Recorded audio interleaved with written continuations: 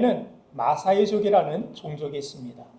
이들은 유목 생활을 하며 사냥으로 지금도 살아가고 있다고 합니다. 오랜 전통을 그대로 보존하여서 관광객들에게 큰 관심을 받는 부족인데, 이 마사이족에게 가장 중요한 것은 바로 소입니다. 그들의 독특한 세계관 가운데 아주 흥미로운 점은 이 세상의 모든 소는 신이 마사이족에게 주셨다라고 믿는 것입니다. 그래서 다른 종족의 소를 길에서 만나게 되면 당연하게 자기 소라고 생각하고 집으로 가져옵니다. 이것이 사회적 문제를 일으켜서 법정에 그들이 서기도 하지만, 마사이족은 그것이 너무나도 자신들에게 당연하다고 생각하기 때문에 진전이 되지 않는다고 합니다.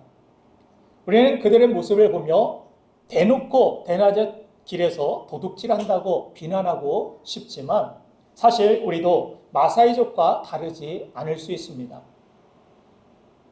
우리는 때때로 상황에 따라서 합리화하면서 이웃의 것과 심지어 하나님의 것을 도적질하는 경우가 많이 있기 때문입니다.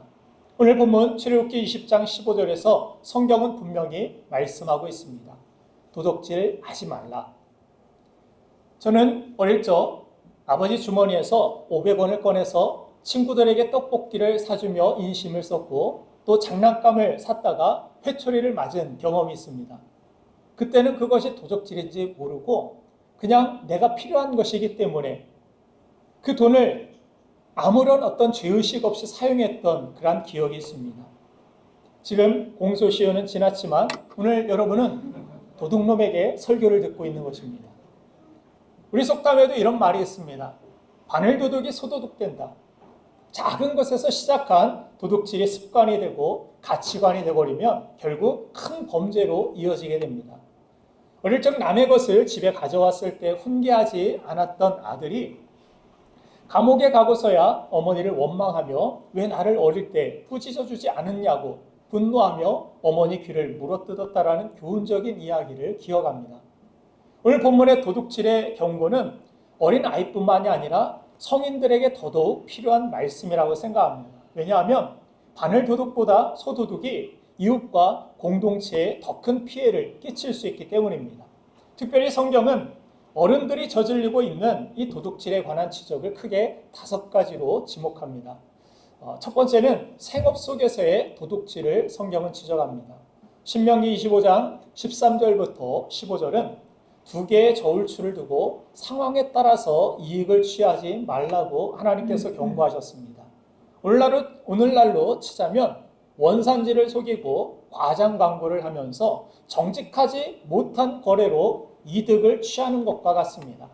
하나님은 우리의 생업 가운데 정직을 원하신다는 사실을 알 수 있습니다.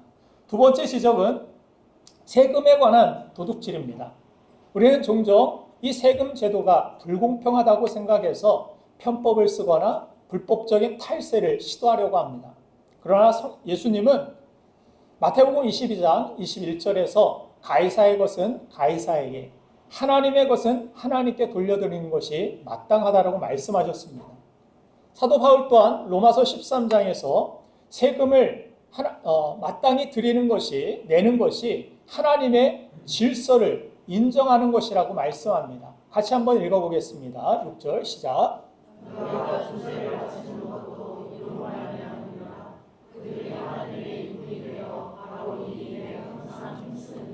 아멘.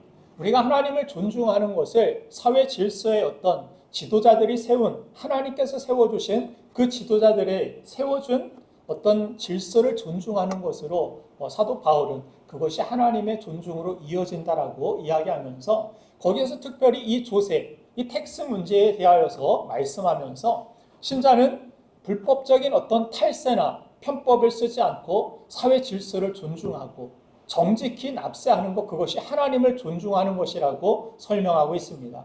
세 번째 지적은 고용주와 피고용인의 도둑질을 성경이 지적합니다. 야고보서 5장 4절 말씀을 보면 임금을 제대로 주지 않는 고용주의 죄에 대하여서 지적합니다. 반대로 근로자가 게으름을 피우고 시간을 낭비하면서 주인을 속이는 그러한 행동에 대하여서 보든 보이지 않든 죽게 하듯이 하라고 성경은 우리에게 권면하면서 우리의 책임을 다하지 않는 것, 그것도 도둑질이라고 이야기합니다. 또한 일터에서 허락 없이 물건을 가져다 쓰는 것 역시 마찬가지가 될 수 있습니다. 우리는 나에게 맡겨진 시간과 책임을 성실히 감당하고 다른 사람을 존중하는 그러한 믿음의 모습이 오늘 성경 말씀의 내용에 들어 있습니다. 또한 네 번째, 빌리고서 돌려주지 않는 것, 이것이 도덕질이 될 수 있다고 말씀합니다. 시편 37편 21절에서 말씀합니다. 같이 한번 읽겠습니다. 시작.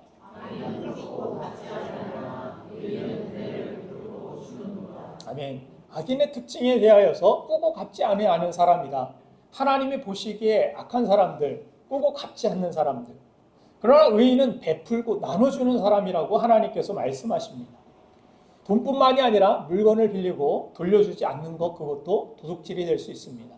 처음에는 잠깐 쓰고 돌려줄게, 그렇게 말했지만 시간이 지나고 나서 내가 잊어버릴 수도 있고 그것을 내 것처럼 계속해서 써버리는 경우가 있습니다.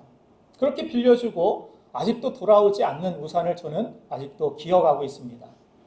마지막 성경이 지적하는 이 도둑질은 무엇입니까? 하나님의 것을 도둑질하는 것입니다. 말라기 3장 8절 9절 말씀에 보면은 같이 한번 읽어보겠습니다. 시작. 사람이 어찌 하나님의 것을 도둑질하겠느냐? 그러나 너희는 나의 것을 도둑질하고도 말하기를 우리가 어떻게 주의 것을 도둑질하였나이까 하는도다. 이는 곧 11조와 공헌물이라. 너희 곧 온 나라가 나의 것을 도둑질하였으므로 너희가 저주를 받았느니라. 그들이 점점 쇠약하게 된 이유, 그들이 모든 나라의 어떤 주권까지도 빼앗기는 이유, 그것이 하나님께 대한 도둑질에 달려있다라고 하나님은 설명하여 주셨습니다. 우리가 번 소득에는 하나님께 다시 돌려드려야 할 하나님의 분명한 소유가 있다라고 하나님은 말씀하시는 것입니다. 하나님의 뜻대로 사용해야만 하는, 하나님께 반드시 돌려드려야 되는, 그것으로 하나님을 주인으로 인정하고 하나님께서 이것을 나에게 주신 분입니다라고 고백하는 그 고백이 있어야 되는데, 이것이 끊어지게 될 때 하나님께서 더 이상 우리에게 주실 것이 없다라는 것입니다. 여러분들이 만일 도둑을 길거리에서 만났을 때 어떤 태도를 취합니까? 이것도 주고 이것도 가지십시오라고 여러분들이 내놓을 마음이 생깁니까? 아니면 어떻게 해서든지, 제가 예전에 중학교 때 북중을 다녔는데, 북중에 가기까지 공고를 이렇게 지나는 골목이 아주 좁았습니다. 그런데 그 길을 가면서 깡패들을 몇 번이나 만났는지 몰라요. 만날 때마다 골목에 끌고 가가지고 주머니에다 칼을 이렇게 넣었다 뺐다 보여주면서 돈 있는 거 다 내놓으라고, 안 내놓으면 10원에 한 대씩이라고 그런 이야기를 했습니다. 근데 저는 그때 기억에 한 150원 정도가 있었어요. 그런데 주기가 싫었습니다. 무슨 독립운동가도 아니고 그 150원 때문에 목숨을 걸었던 그러한 기억이 있습니다. 도둑을 만나면 주기 싫습니다. 이게 얼마나 귀한 건데 너에게 이것을 그냥 내어주는 것, 그것은 너무나도 자존심 상하기도 하고 너무나도 아깝기도 한 마음이 들었습니다.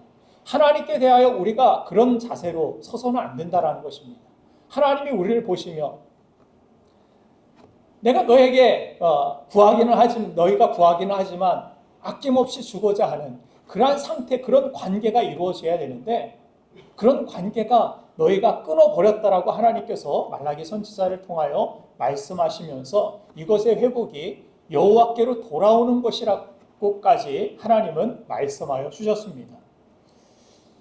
분명한 사실은 그래서 하나님이 주시는 물질적인 복과 물질적인 풍요로움, 이러한 놀라운 축복들이 우리가 하나님 앞에 도적으로 살아갈 때 끊어지게 된다는 사실입니다. 그러나 하나님의 것으로 인정하고 돌려드리게 될 때 말라기 3장 10절에서는 계속 하늘 문을 열고 너에게 복을 쌓을 곳이 없도록 붙지 아니하나 보라, 이렇게 하나님은 약속하여 주시는 분이십니다. 하나님은 더 큰 복으로 채우겠다라고 약속하십니다.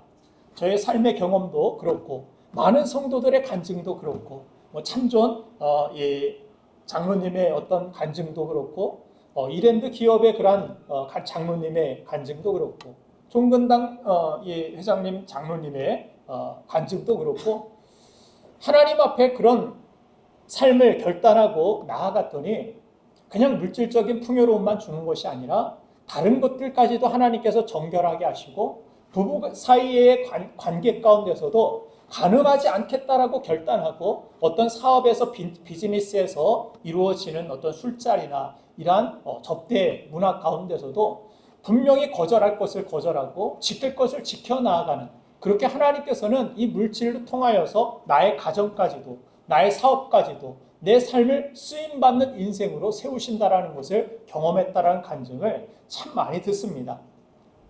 하나님은 그렇게 우리의 삶을 더 큰 복으로 채우시는 하나님이시지 인색하신 분이 아니라는 사실을 여러분들 믿으시고 하나님과의 관계를 바로 세우는 우리가 되어야 될 줄로 믿습니다. 그러면 물질에 약한 우리가 어떻게 이 계명을 지켜나갈 수 있을까요? 도적질 하지 말아야지, 하지 말아야지 하는 나의 어떤 결단으로만 이것이 이루어지지 않는다라고 성경은 말씀합니다. 그 해답은 바로 하나님과의 바른 관계를 회복하는 데 있습니다. 성경은 도둑질의 근원을 하나님과의 관계가 바르지 못한 데 있다라고 우리에게 설명해 줍니다. 우리가 무엇인가를 그릇되게 소유하려고 하는 이 욕망을 갖는 이유는 하나님께서 모든 물질의 주인이심을 잊어버리기 때문입니다. 에베소서 5장 8절 말씀을 보면 너희가 전에는 어둠이더니 이제는 주 안에서 빛이라 빛의 자녀들처럼 행하라 말씀하십니다. 어둠이라는 단어에는 자녀라는 단어를 사용하지 않습니다. 그러나 하나님 앞에 우리가 빛이신 예수 그리스도를 통하여서, 참 빛이신 예수 그리스도를 통하여 그분 안에 거하게 되었고 구원받게 되었다라면 이제 빛의 자녀들처럼 행하라 이렇게 말씀하십니다. 무슨 말입니까? 구원받은 사람은 자녀의식이 있어야 된다는 것입니다. 천국 갈 때만 나는 하나님 자녀입니다라고 고백하는 것이 아니라 삶의 모든 자리에서, 그것이 시간이 되었던 물질이 되었던 인간관계가 되었던, 나는 하나님의 자녀입니다. 이 의식이 있을 때 우리는 당당해지게 됩니다. 정직해지게 됩니다. 우리는 탐심이 아니라 하나님의 뜻대로, 아버지의 뜻대로 살아가기 시작할 수 있는 것입니다. 그래서 우리가 도둑질하지 않을 수 있는 힘은 공급자 되시는 나의 하나님을, 나의 아버지를 신뢰하게 될 때, 그분이 나의 주인이시고 나의 필요를 적절하게 공급하시고 채우시는, 나를 사랑하시는 아버지라는 사실을 믿게 될 때 우리는 일확천금을 노릴 필요도 없고 남의 것을 도둑질할 필요도 없는 것입니다. 나의 아버지께서 나의 필요를 따라 나에게 채워주시는 나의 사랑하시는 아버지심을 믿을 때 그 관계의 회복이 바로 이 계명을 지킬 수 있는 해답이 될 수 있다는 것입니다. 나는 하나님 자녀입니다. 아버지는 나를 사랑하시고 나의 모든 것들을 아시고 채우시는 하나님이십니다. 그래서 공급자 대신 나의 하나님, 나의 아버지를 신뢰하게 될 때에 이러한 도둑질에서 우리는 자유하게 된다는 사실을 깨닫게 됩니다. 여러분들, 하나님이 나의 모든 것들의 주인 되심을 믿으십니까? 나의 아버지께서는 나에게 선한 것을 주시고 자녀까지도, 독생자까지도 나에게 내어주실 만큼 나를 위하시고 나의 모든 것들을 채우시는 하나님이심을 믿으시길 간절히 바랍니다. 그래서 우리가 탐심에서 자유하게 하시기 위하여 하나님께서는 나에게 주어진 것들을, 이것이 내 소유가 아니라 아버지께서 나에게 내 필요를 따라 나에게 맡겨주신 것이고, 이 모든 물질의 주인이 아버지시며 가장 좋은 것들이 빛들의 아버지께로부터 나오는 것임을 우리가 믿어야 된다는 것입니다. 그래서 하나님께 마땅히 드림의 습관과 또 이웃에게 베푸는 삶을 통하여서 빛의 자녀의 삶을 이어가게 만들어 주신 것입니다. 그래서 단순히 우리가 훔치지 않겠다라는 이러한 결심으로는 이 계명을 지키기에 충분하지 않습니다. 우리가 그 훔침을, 그 도둑질을 멈춘 손이 언제든 다시 탐심을 따라서 남의 것을 탐내게 되고 하나님의 것을 훔칠 수 있기 때문입니다. 그래서 성경은 단순히 도둑질하지 말라 해서 멈추지 않고 이제는 수고하여서 나누고 베푸는 삶으로 나아가라고 우리에게 권면해 주고 있습니다. 에베소서 4장 28절 말씀을 같이 한번 읽어보겠습니다. 시작. 도둑질하는 자는 다시 도둑질하지 말고 유익을 원하는 자에게 도둑질할 수 있도록 자기 손으로 수고하여 선한 일을 하라. 아멘. 열심히 땀 흘려 수고하고 그 일부를 가지고 다른 사람들에게 섬기고 베푸는 삶을 살아가라.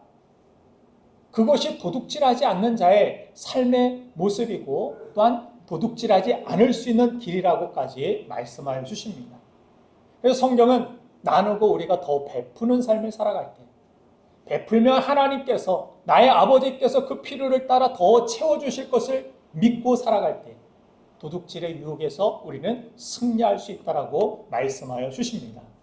사랑하는 여러분들, 하나님은 아브라함을 부르시면서 창세기 12장 2절에서 너는 복이 될지라 말씀하시고 그의 삶을 하나님께서 풍성하게 만들어주시는 모습을 보게 됩니다. 그럴 때 아브라함의 삶은 베풀고 또한 섬기며 하나님 앞에 인류 최초의 어떻게 보면 10의 1조를 드린 그러한 기록이 성경에 기록되고 있습니다. 나눠도 드려도 하나님께서 모든 것들을 공급해 주시고 채워주시는 하나님과의 신실한 관계를 우리에게 보여주십니다. 그래서 우리는 이 땅에서 복의 종착지가 되지 말고 복의 통로로 살아가야 하는 것입니다. 하나님의 주신 것을 움켜주시는 대신에 우리는 흘려보내는 삶을 살아가야 합니다. 아버지께서 나의 모든 것들을 적절하게 주심을 믿고 그것에 감사하고 자족할 줄 알아야 되고 맡겨주신 것들에 대하여서 정직하게 성실히 관리해야 되고 또한 정직하게 일하고 기쁨으로 나누는 삶을 우리가 살아가게 될 때 이 도둑질하지 말라라는 8번째 이 계명이 우리 삶 가운데 하나님이 기뻐하시는 뜻 가운데 아름답게 지켜지고 이루어지게 될 줄로 믿습니다. 그리고 하나님께서는 우리의 삶을 더 풍성하게 채워주실 것이고 우리를 복의 통로로 사용하여 주실 줄로 믿습니다.